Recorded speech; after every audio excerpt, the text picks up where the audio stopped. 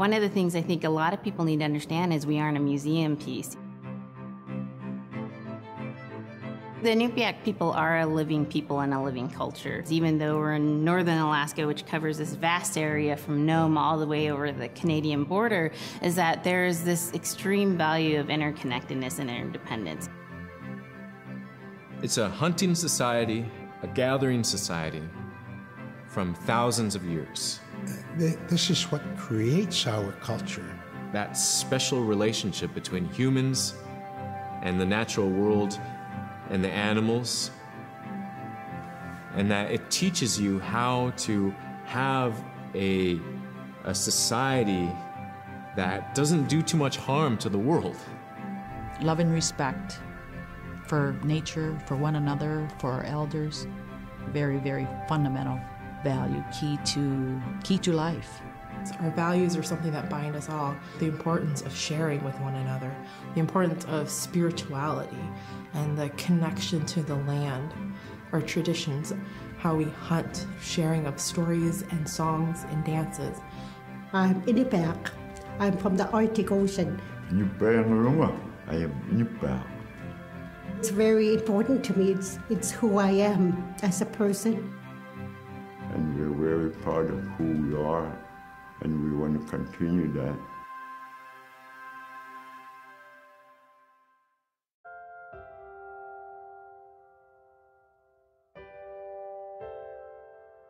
It'd be busy, busy, busy all through the day. You get up and you just go right to work, you know, right to work.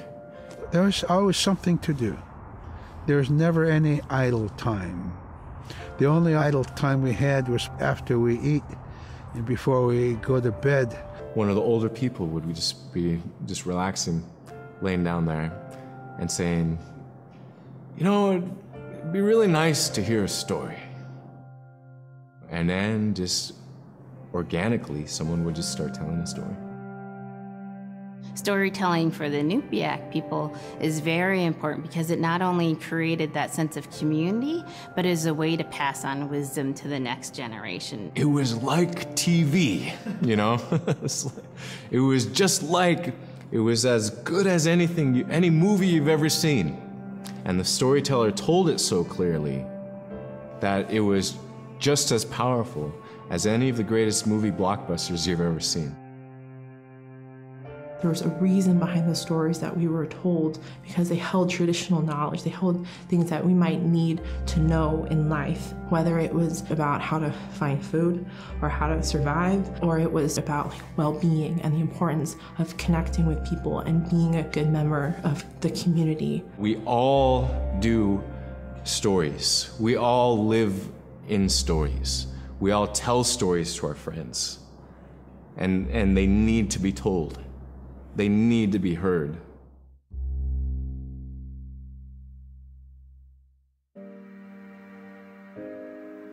So scrimshaw is this really beautiful method of art that's done either on baleen or ivory, and traditionally it was used to tell stories. Each etching is telling a story of some event. Caribou hunting was taking place. This is what was going on. War began around this time, and so it sort of gives you a timeline of history through etching. An elder or the person who carved it would literally be able to read the scrimshaw story. They're like reading a book, in a way. A lot of the storytelling traditions would be things that after the storytelling was done, we'd just rely on the next person telling it. And so scrimshaw is a very important way for Alaskan Native people to record their history.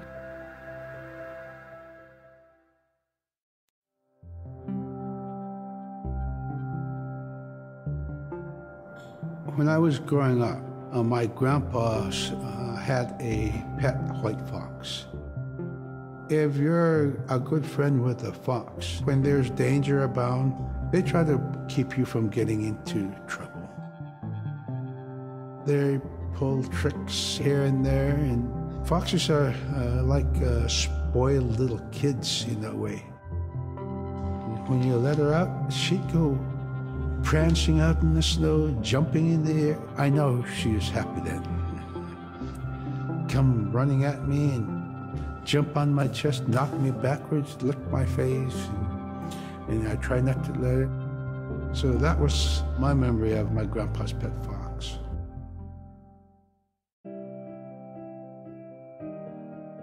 Caribou it provided for us in many ways. Our clothing in those days was made of all caribou skin. I grew up wearing caribou pants, mittens, caribou skin mattress, blankets. Some people had boots that were made with wolf leggings, sealskin sole bottoms. Baleen was shaved to make insoles. They kept us quite dry and warm as well. But the caribou skin clothing was the best. We would get as many yearlings as we could for our outer clothing. And for a heavy winter, we would get caribou in February or March because the hair was the longest and the skin was the thickest, and we would use those for our winter gear. With that stuff on, you could sleep outside in 50 below and it wouldn't bother you a bit.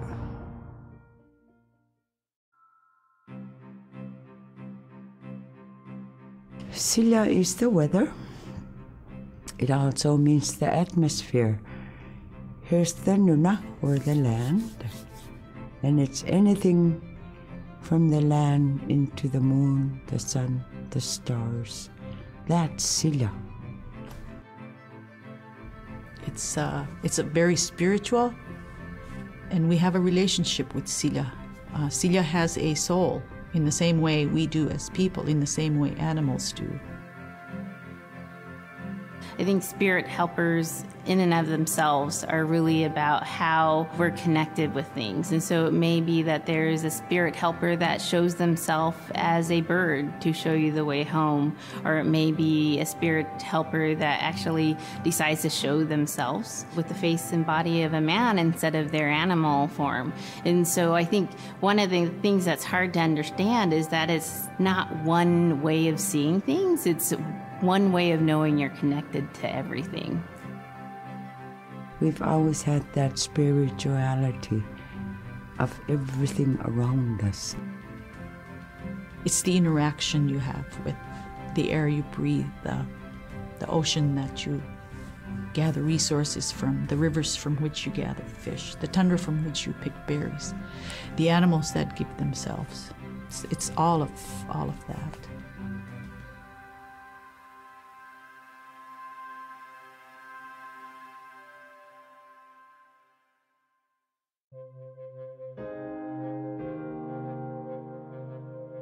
In the winter, when we were traveling, we didn't build sod houses, we built snow houses. In Canada, they call them igloo, but here in Alaska, we call them apuya.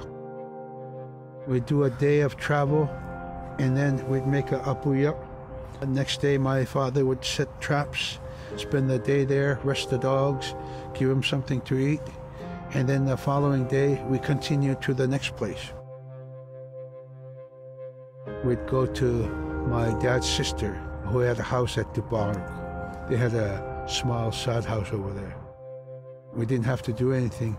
We just visit with them, and my dad and his sister were glad to see each other, and they'd talk away while us kids played outside or go to sleep. By the time we get back to our home, my father would leave us with our aunt or with my grandmother, and then he'd start on his trips and go check his trap line. We were not into 8 to 5 kind of time, you know. We're in a totally different kind. We're in ecological time.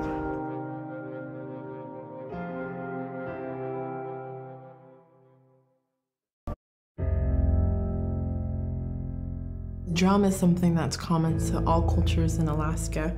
All cultures have a drum that may have some stylistic differences or differences in the materials that it's made, but it's still in recognition of life and vitality, and the drum mirrors the heartbeat. And when you continue drumming soon, it will be in line with your heartbeat, because that's what it's supposed to be, the heartbeat of the community, and it symbolizes vitality. And it's the most tremendous feeling to be in a room And to have one long row of all the drummers and to have that feeling of unity, everyone beating in harmony, the drum beat in unison, it's the most beautiful feeling. And to know that you're connected, you're on the land that you are connected to. And even if you grew up outside of the community, that which is in you comes from this area. And it's the greatest feeling.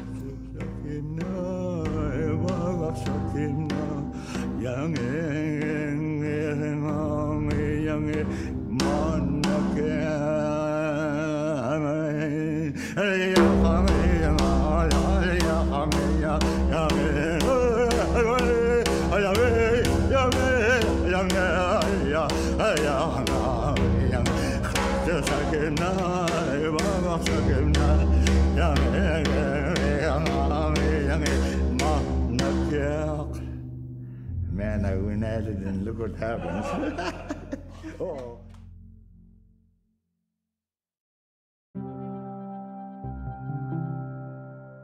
They're just like other people.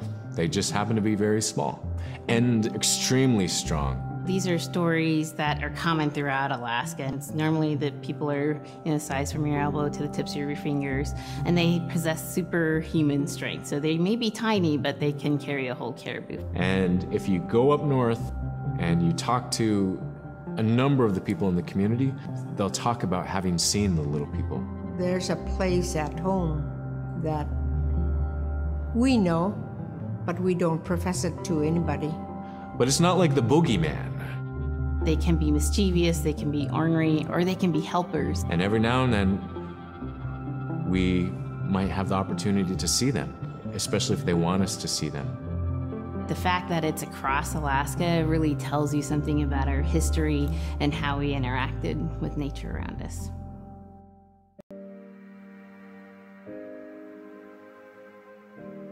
The bola is what we call kilamitang. And the kilamitang is made out of braided sinew tied out to some heavy bone which you could twirl. In my case, we're catching ducks. When we're out whaling, sometimes the ducks start flying. And they're good for duck hunting. You know, if you're a whaling crew, you can't make too much noise. So you can't use a shotgun for getting some duck soup handy, you know? So bola was a really handy weapon to use for catching ducks. You know, the ducks fly in, you throw it up and tangles up the bird, and down they go.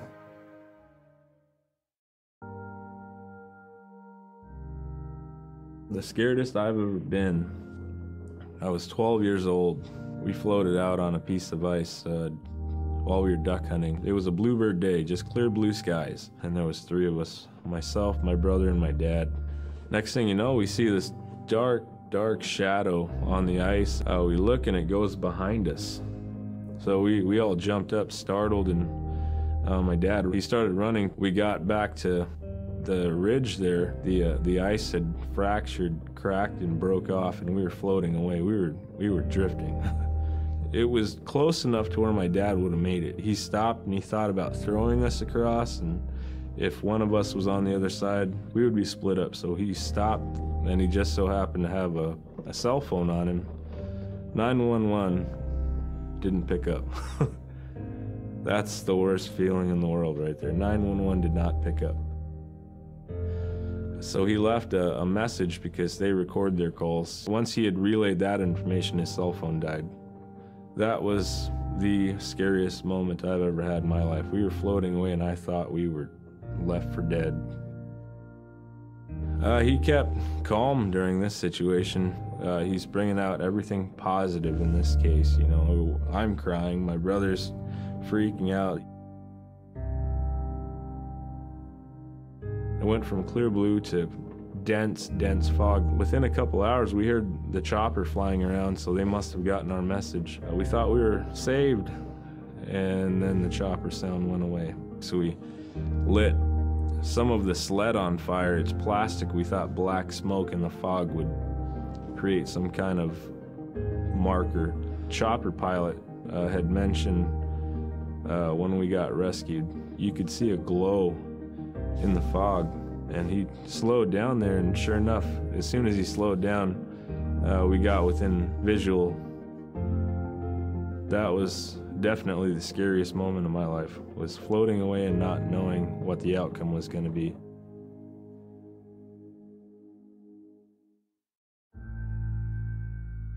We're very much aware of the climate change. And it's been for many years, even before climatologists were noticing this change, Inuit were already saying, "Sila alangokto." Our climate is changing. If the heat is going the way it is right now, for us it's going to be pretty bad. Different birds are coming, and they're coming earlier, and sometimes rain is more than what we want. Because when there's more rain, we know it's going to melt the permafrost. In my time as a young whaler, when I was 9 years old, we're hunting from ice that was about 25 feet thick. And there was giant icebergs already floating, coming by.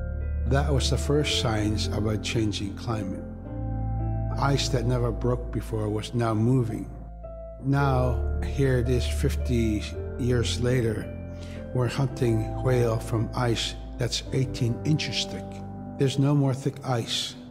It's creating a malfunction in our whaling season, is what it is. Actually, more than that, all seasons in general. I think we are more scientists than more people will realize. We have more knowledge of those things than people will ever know.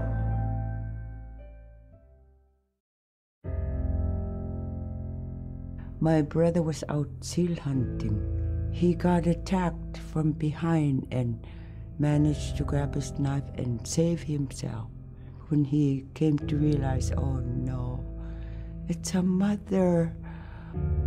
We've always known traditionally that we avoid killing a mother. It's always been sacred to us to protect them. He had to present himself to the council, and so he was given the job to mother the baby, and we kept it.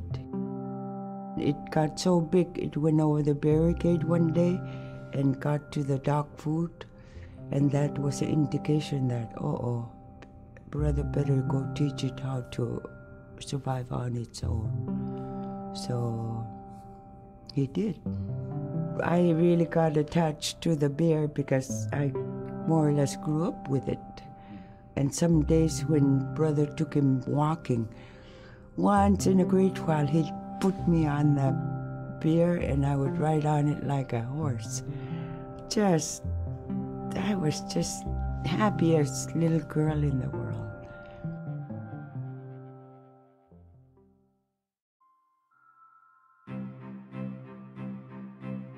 In, Arctic Alaska, hunting is a really important part of life. It's not just about going and shooting something, it's about going and putting food on the table. But more importantly, subsistence hunting isn't just about the insular family unit, it's about feeding the whole community. And I think that's one of the beautiful things about subsistence hunting in Alaska is that people go out and they'll go get, fish, or they'll get a caribou, and they'll get, seals and whales, and one of the first things they'll do is they'll say, I need to take this to the elders. This isn't just about one individual surviving or one family surviving, it's about the whole community. We didn't just go out and kill and put in a freezer. It's like a ritual that I learned from my parents. It's all about relationship. I don't know, I think there's a lot of camaraderie involved. And just being out on the land or being out on the ocean, it's like getting back in tune. I'd rather be out there. To me, once I go out there, it's the world that I learn from.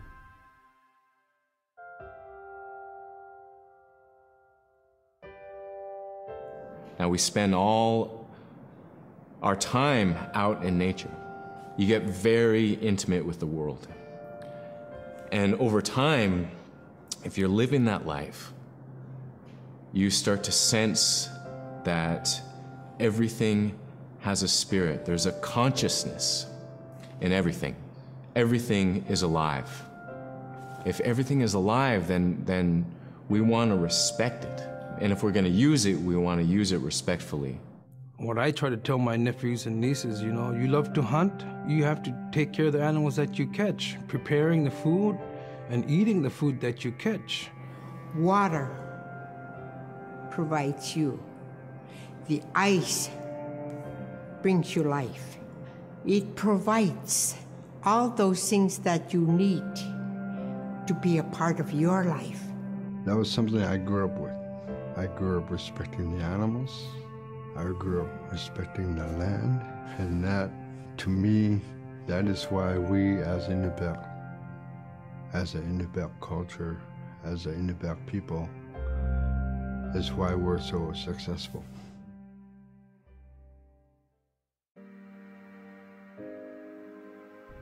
I think most central to the ideology of the Inupiat is the idea of sharing. Being able to feed the community, feed others. That's why we hunt. You know, in the old days, that's what you needed to survive, you know. The sharing is important because it's how the community survives together collectively. We just give. That's how I grew up. That's the way I'm always going to be. Because of who we are, we always think about other people first.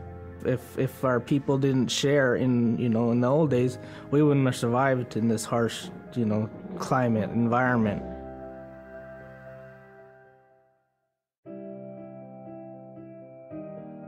Big Diamond, Little Diamond, and King Island. And in those three islands are the stepping stones to get to America. So King Island is this absolutely beautiful place off the coast of Alaska.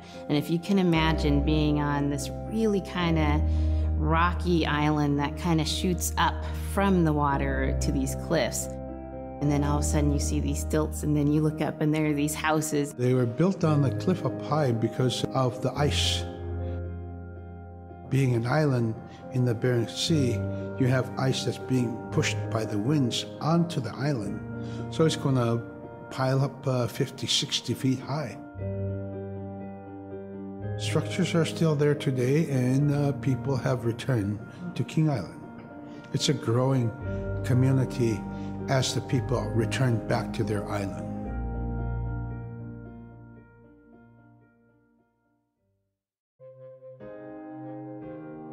When I was young, my mom, whenever the Northern Lights came out, she'd just whistle. Boy, they come alive. Just keep whistling and that aurora will just like, you can almost hear it. And then she explained to me a little bit later that those are children, and children who've passed away when they were children. You don't want to draw them in too much, is what she said, because then they could play football with your head, play Eskimo football, and that's what they want to do. They're always playing, those children up there. Don't play out without your hood on. If you don't have your hood on, the Aurora person is going to come down and chop your head off and play ball with your head. It wasn't like they were trying to do bad, or it was like a scary story or anything like that. It was just, that's how it was, that's what it was.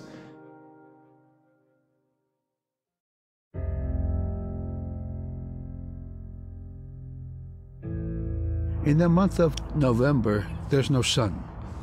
So during that dark time, we travel by the light of the moon. It's quite different. Everything was silver and black. Toward the horizon, we could see where caribou are because their body heat flowing upward, and we could see it glowing in the moonlight against a dark horizon where there's no stars. If somebody yelled, you could know who yelled from where the sound came from, but specifically where that cloud of their breath went up and it glowed in the moonlight. So that was a good time to travel. It was very surrealistic. And so things that were dark objects looked very close, and white objects look very far.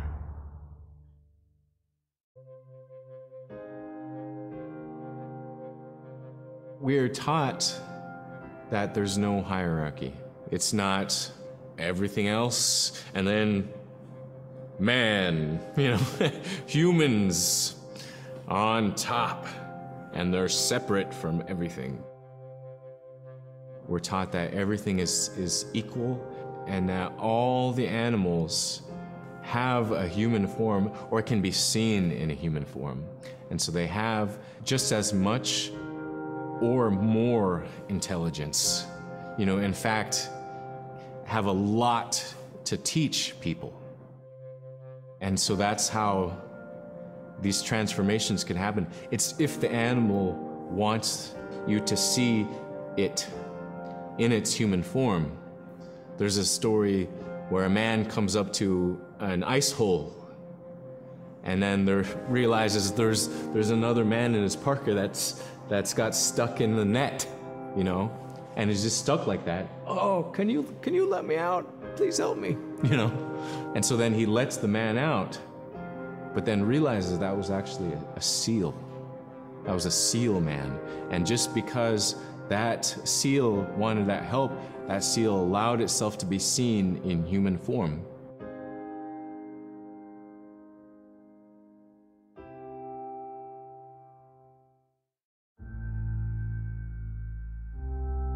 We have our Dimi, the body, which returns to Nuna, the earth. And we have Atik, who is our name that has been passed down to us over the generations. The spirit of our Atik lives on so long as man remembers that name. It would be hard to describe what happens after death.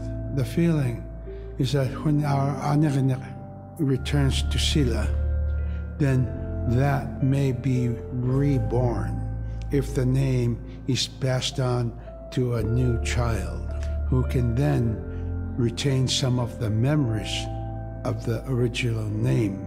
And so it's not uncommon for grown-ups or adults to meet a child who has the same name maybe as their grandmother and say, "Hi, Aka," which means grandma, "Hi, Appa," or "Hi, little mom," or "Hi, little dad," because it's the traditional belief that the soul, is continuing on. Humans are renewed and replenished over time. Just like our plants. Every year flowers are born and bloom and they die. Next year they are born again.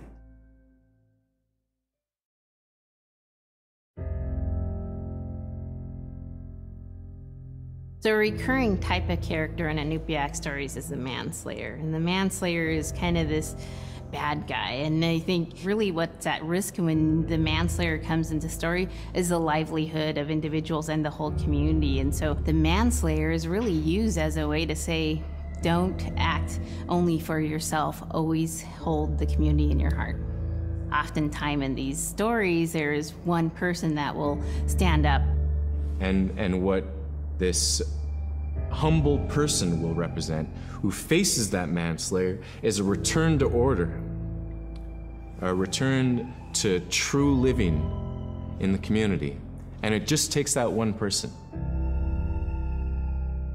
It could just be that one person that can help to change everything. Because everyone wants to live a good life. Everyone wants to have a good community.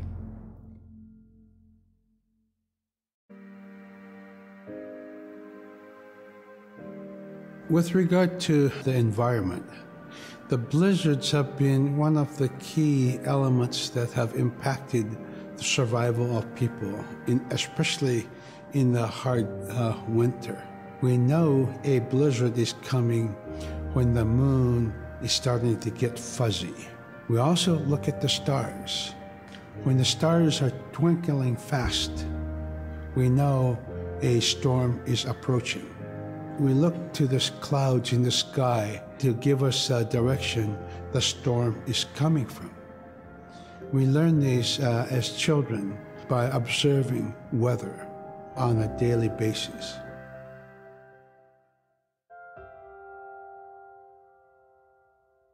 With the story of Canucks Iuka, told by Robert Cleveland, it's just a masterwork. It's a well-known story among the Inupiaq people, and in our case, of producing a video game that really reflects indigenous heritage. It captures the imagination, and it's something that you have a very specific kind of task to do.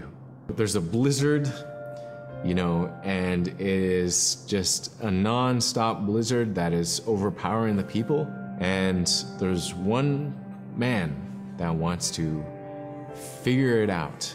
And in our case of the story, it's a girl that wants to find the source of that blizzard. The blizzard man, it's like that is the physical embodiment of an element of nature. And so there's a person that needs to go up and take away that's chipping away that snow. In that community, the person least expected is the one who stands up and makes the difference. Humility is something that we value, and where that comes from is the idea that you are not the biggest thing in the world. And when you live in an extreme environment like where the Inuit reside, you're at the whim of the environment, of the climate, of the animals. You can be as prepared as you can, you know, by learning from your elders, but, you know, you're not the biggest force in the world.